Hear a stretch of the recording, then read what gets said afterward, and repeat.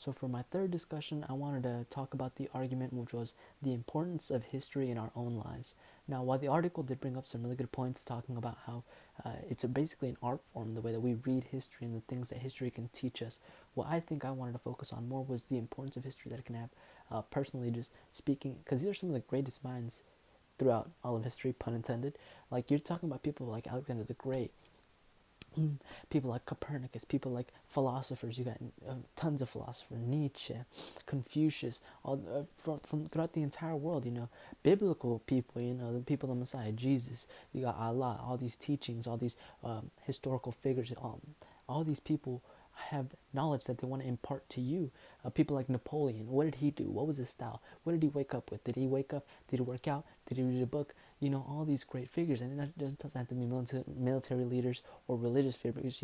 Mark Twain, what did he do? How did he get his mind right? How did he get his thinking right to publish all these things? Benjamin Franklin, one of the greatest minds in American history. What did he do? What was his style like?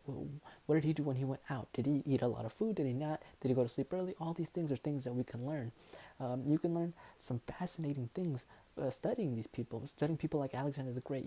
His mindset. He conquered most of the known world. Like, that man was a very driven man. Like, what did he do? What drove that man? How could I put this into my life? How could I get a piece of like a sliver of that drive that conquered the known world?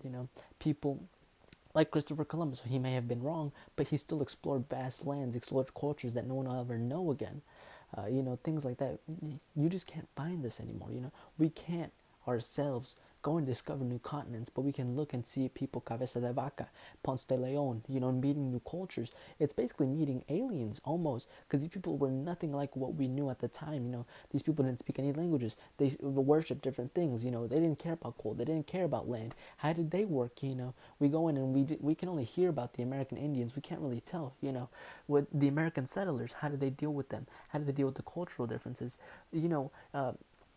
Native Americans didn't have such a thing as owning property or land, so they would sell their land ownerships to the colonizers who came here for shells, for gold, for pennies on the dollar, because they didn't understand owning land. How do you not?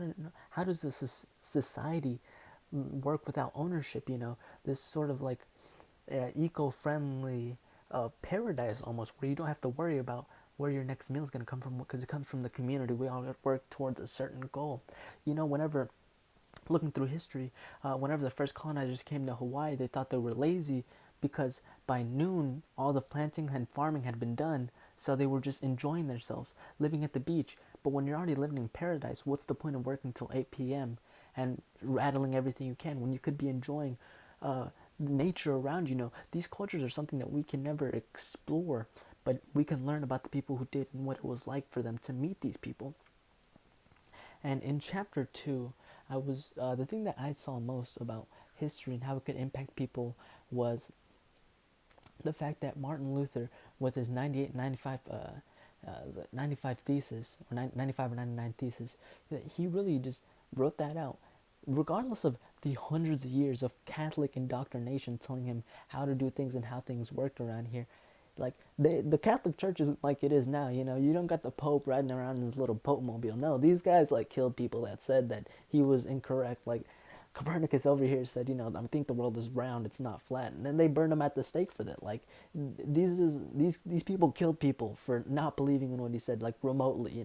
These aren't nice people at the time, and he still he meditated on what the word had said and what these historical documents brought to him said, and he's like, well, I'm finding discrepancies here, here, and here, and here. That's all for their benefit. And he really studied the history and studied his beliefs, and that's what caused the thesis. That's what caused the Great Schism.